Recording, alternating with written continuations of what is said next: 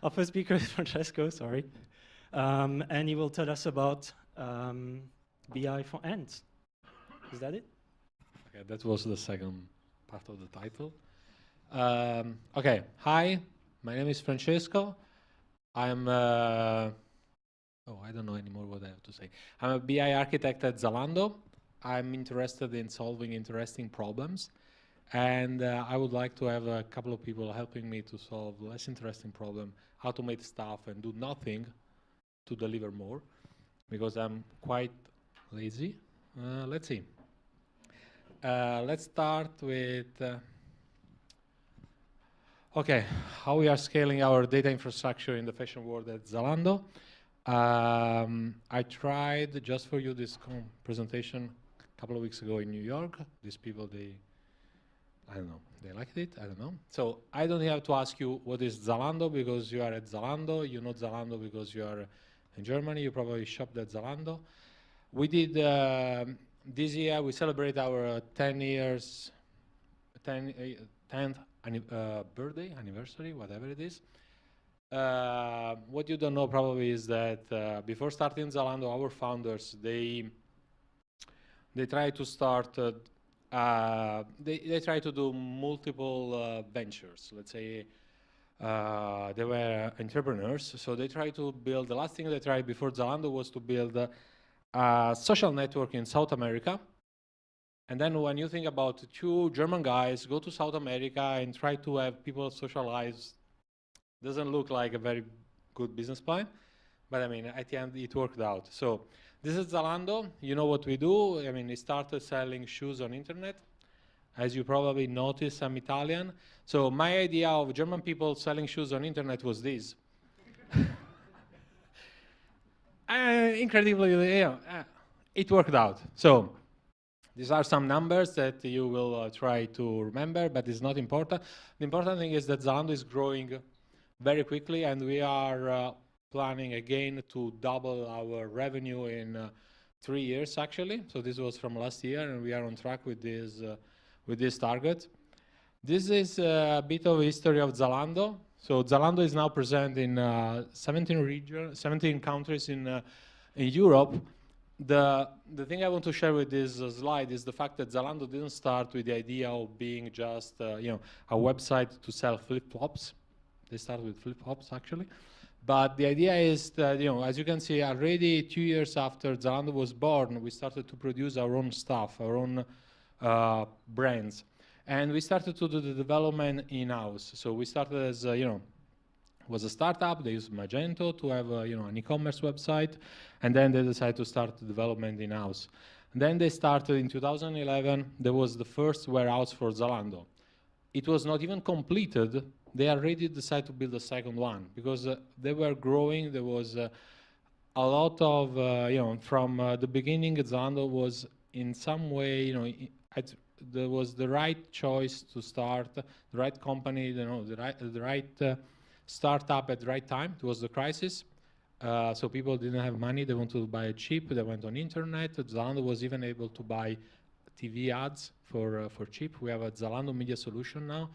Zalando is not just the website that you see. It's a full-fledged platform for brands to sell their own stuff, to produce the content and put that on Zalando. Brands, they can have their own website and have Zalando fulfill their needs in terms of logistics and so on. So, we have many offices and many open positions, of course, in Berlin, but we are actually present also in Hamburg. We are in, I don't remember, Dortmund. Yeah, and then, of course, we have Dublin, we have Helsinki, we opened last year also in Lisbon. We are always growing and looking for people at the end. So how did we get there? I mean, I mentioned that Zalando started as this, e-commerce website. At a certain point, this thing could not scale. We decided to start building in-house our e-commerce website with Java, but this could not scale. So at a certain point, we decided to go with microservices. We decided to split this big monolith application in many more cool, it was quite a buzzword, microservices a few years ago. So we decided to go, we embraced the microservices architecture. When you have microservices, it means you have small services that talk with each other, REST API, whatever, that send messages around. And we put this on the cloud. So we are actually, almost everything that you see is at Zalando is based on cloud. And we build an event bus. Probably you heard about Nakadi, which is a Kafka wrapper. So we had our microservices talk with our event bus, and our event bus is at a certain point, it's not going to keep the data forever. So we decide to store this data into our data lake, and this is what we built in the recent years at Zalando. And this is more or less when I joined Zalando. So it was 1 year and a half. I arrived to Berlin from London because I was looking for a better life. And actually, Berlin is much nicer for family than London, so don't go waste at Zalando. No, join us. This was the setup. As a BI architect, I joined Zalando, and this was our setup. So a lot of data, they go into our Postgres shards, where we have all the data from the e-commerce, then into Oracle, where ETL happens. There is this Oracle data warehouse, and then data are used by our user through MicroStrategy, our BI reporting tool, with SQL queries, if they have the skills to do it. Some people, they decide to have just export in CSV, Excel, and so on. This was like the classic setup at Zalando. I mean, many companies started this way. At Zalando, we decided to make this a bit more complicated. We have Exasol, which is a very fast database. So it's our serving layer. So our reporting tools are pointing to Exasol, which is an MPP in-memory database. And we had Nakadi, our event bus, that is loading the data into Zalando, into Oracle in a quite complicated way. And then on top of this, there is also the data lake. So this was the setup I found when I arrived with the data lake. Some people thought that the data lake, because it was, it was a cool word to say, right? Data lake looks like something fun. Had to solve everything. So the data lake was the thing that will solve everything in your life. I mean, if you have problems with your partner, you say data lake, and it will solve, like Mary Poppins. So that doesn't work like that. So what I found at Zalando, beside the architecture, we had a very strong and mature BI team that had their own customers. There were dedicated teams for each business unit. They were very focused on their customers. They were, very good on preparing their data, preparing, the report on MicroStrategy, the export that people needed. There were a lot of things. There are still a lot of things going on and running every day on the BI team. And there were, let's say, the BI use cases. And the BI use cases are, let's say, quite standard, and in some way we can also say quite old-fashioned. It's the standard thing. You want a report, you want a dashboard, we prepare it for you, blah, blah, blah, and you get it. On the other side, we had this data lake where we were throwing all the data. And actually throwing the data into S3 and a data lake, it doesn't look very, very smart if you don't figure out how you query this data. So I have now the next photo is actually from, it's a real picture of our data scientist trying to query the data lake. And the guy said some problems with that, but I mean, what doesn't kill you makes you stronger, right? The guys on the data lake team, they were actually looking for use cases. The BI team had his own very specific data use cases. They were sure, I mean, they knew what they were doing, and they were solving the problem for a specific set of customers or users at Zalando. On the other side, the data lake had a lot of data, but they didn't have, the possibility to serve the users because of reasons. So from a certain point of view, when I arrived, I found these two teams that they were in both cases, some had the technology, but they were not solving the use cases. Some other, they were solving only part. I mean, they were quite disconnected from the needs of the our actual users. So we are solving being only part of the problem at Zalando. So they were quite disconnected from reality. So at the time I started to think of it, I know this story, I saw this movie, and this was the movie I saw. I don't know if you saw this movie, but this is, you know, if you, the title of the talk comes from this movie. So this is Zoolander. I really like this movie. And so let me show you again the same slides I showed you before. So we had the BI with their dashboards, right? So they were pretty fast. Everybody loved BI. So BI was direct Zoolander.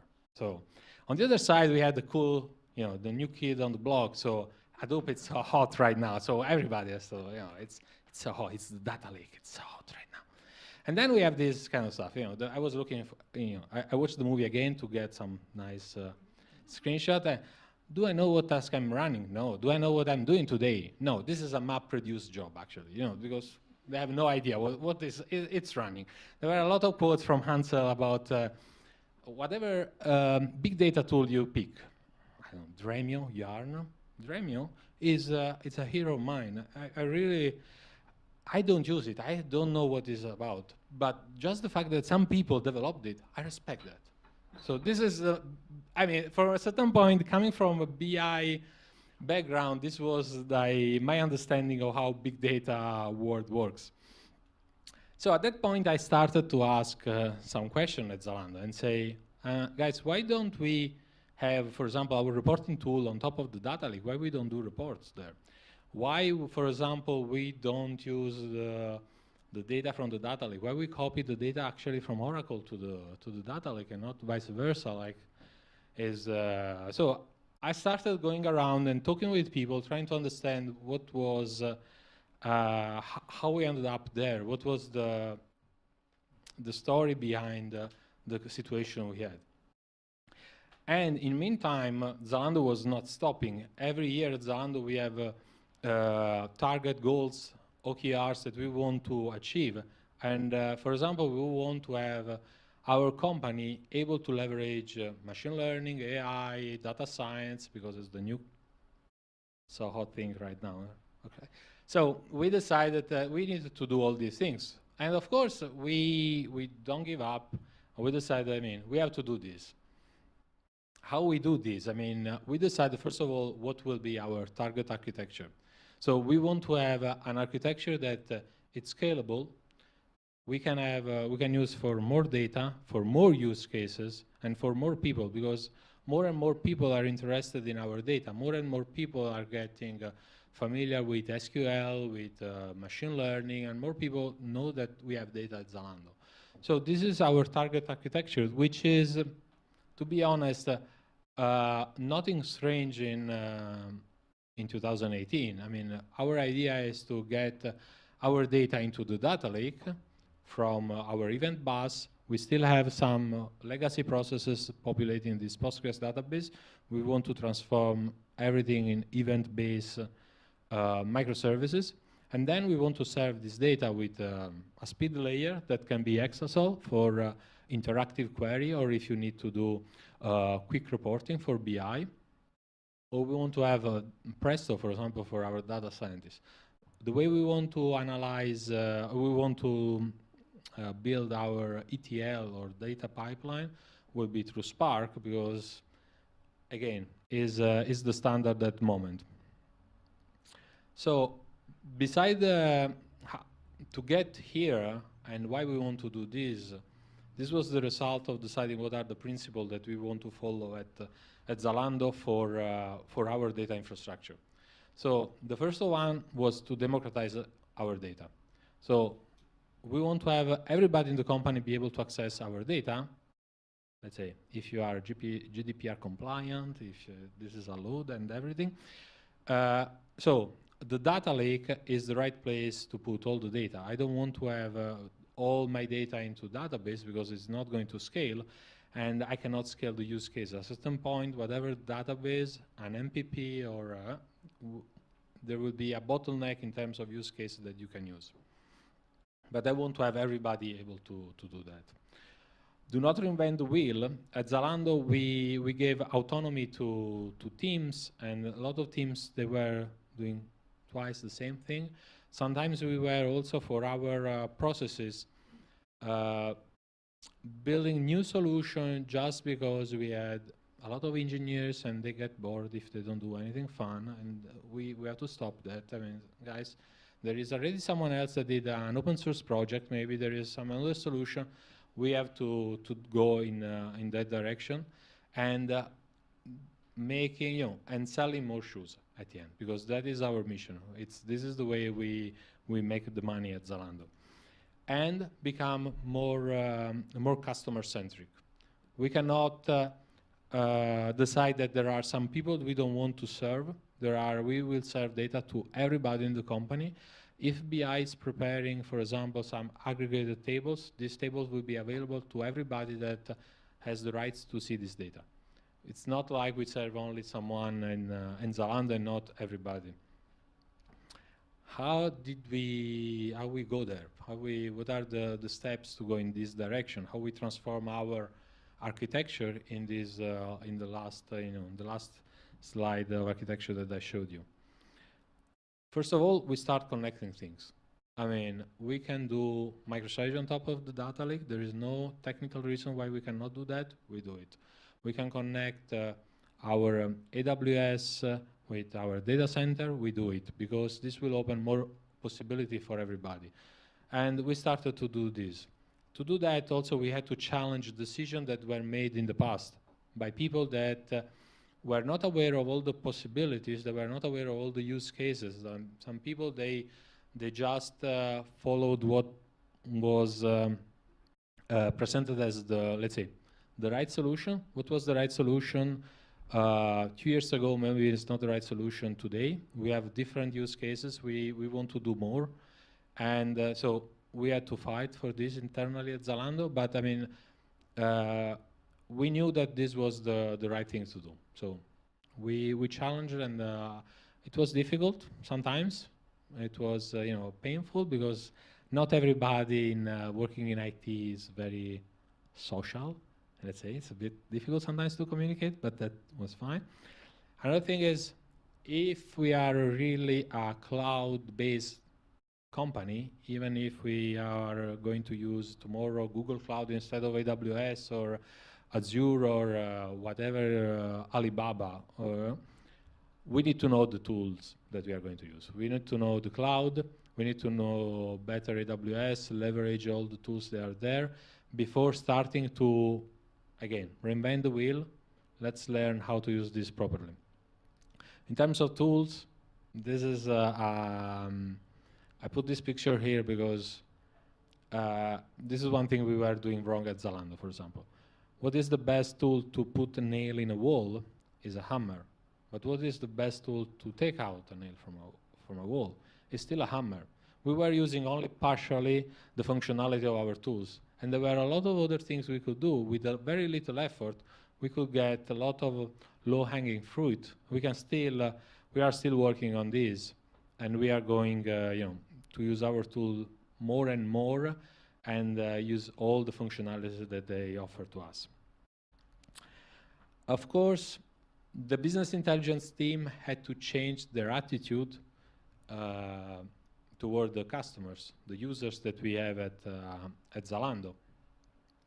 And this was also something that was quite interesting, and is still something we are doing. We are serving more teams. We are serving more use cases in BI. We have to do this more because I still personally get quite angry when there is someone that cannot access my data, because the data are there and there is no reason why these people, if they are, they just get select privileges, they cannot, retrieve the data. So what is still missing? What we still want to do for the future? First of all, we want to automate as much as possible what we are doing. We need to scale because we are growing. We were growing in the past. As I said at the beginning, we want to double our revenue I don't think we need to double the number of engineers, for example, at Zalando, because if you double the number of engineers, then you have to put also some additional team leads, for example, on top of them. And actually, as you can see, the cost will increase instead of decrease. It's not even, growing proportionally. You spend more money just to manage these people. Data governance is missing. So it's something that is really important. We did an effort for GDPR. We did an effort for PII data because the law forces us to do that, but we know that we can do more. Data governance is not a small topic, but it's as a very important topic because a lot of things depend and can be automated based on data governance. And the last thing is that we are building a data infrastructure, an AI infrastructure. Beside our data infrastructure that we have also a target to serve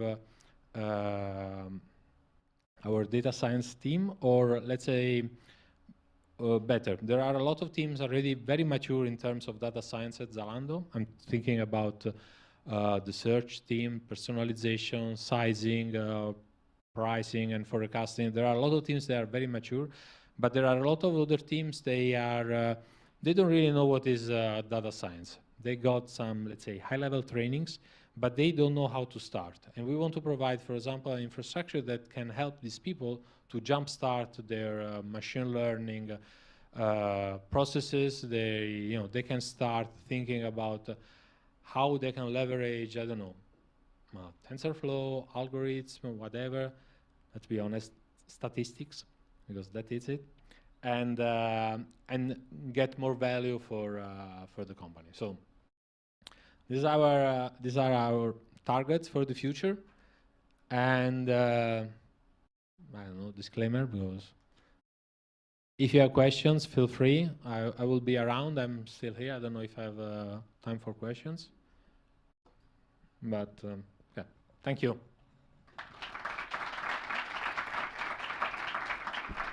Thank you. Do we have any questions for Francesco? Hi, thanks for the talk. It was very informative. I have a question. Do you see at Zalando any type of chance that NLP will gain influence? We have a few teams looking into that. So we do a lot of because we are in the fashion world. There are a lot of blogs and newspapers. So reading about trying to get out from these blogs, tags or let's say insight on what will be how to say in fashion soon. So there are people looking at that, and of course we cannot do this just having a bunch of people reading all the blog posts and whatever. So we are doing this.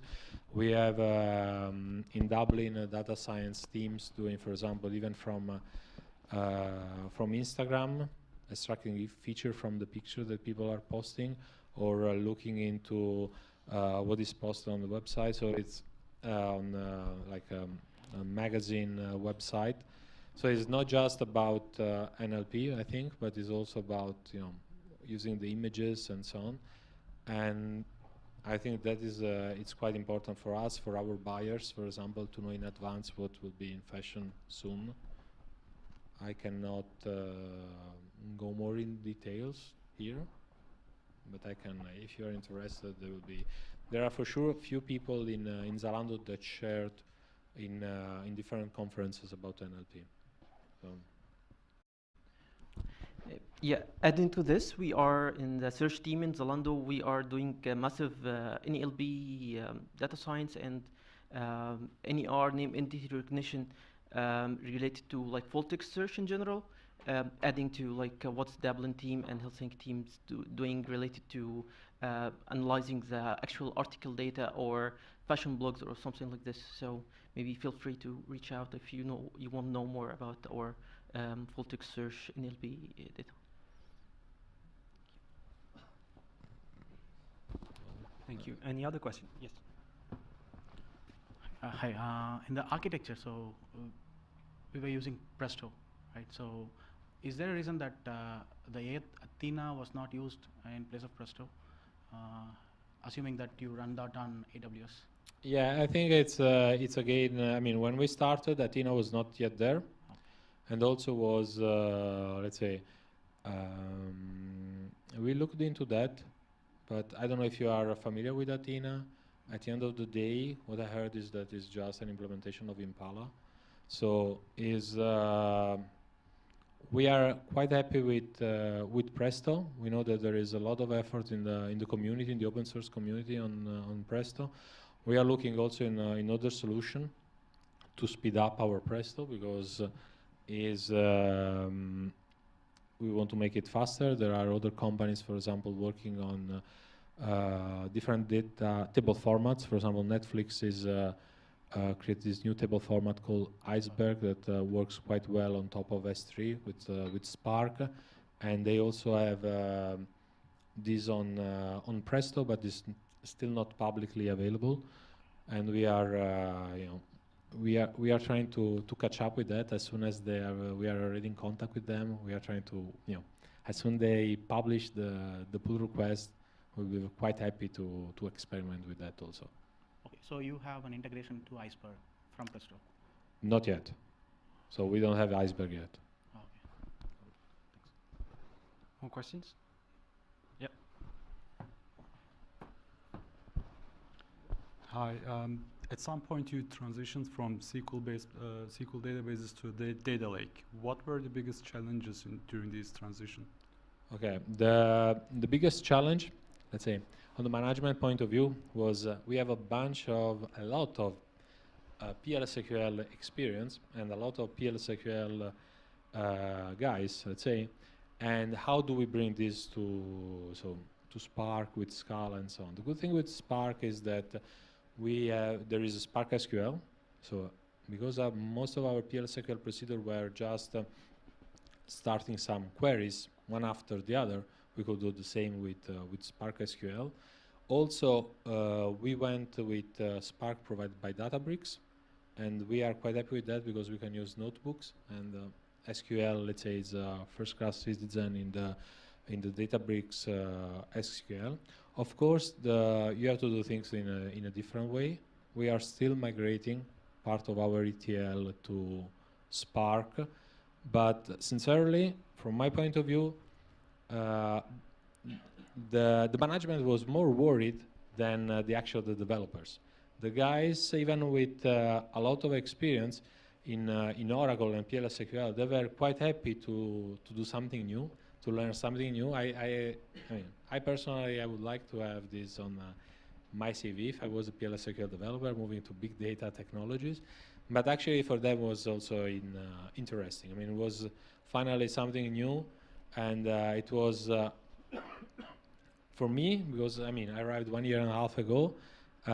It was also a surprise to see that this. I mean, because at the beginning I heard only from management that were this concern, and then I saw the guys, and they were really happy and keen to do something different and to do to re-implement some of our BI logic into Spark. Start with the Spark SQL. We are still thinking that at some point we will move to do things with Scala because it's more flexible, it makes more sense, but we are quite happy with the current performances, and I think it also makes easier to move our logic. Well, let's thank the speaker once again for a very exciting talk. Thank you, guys.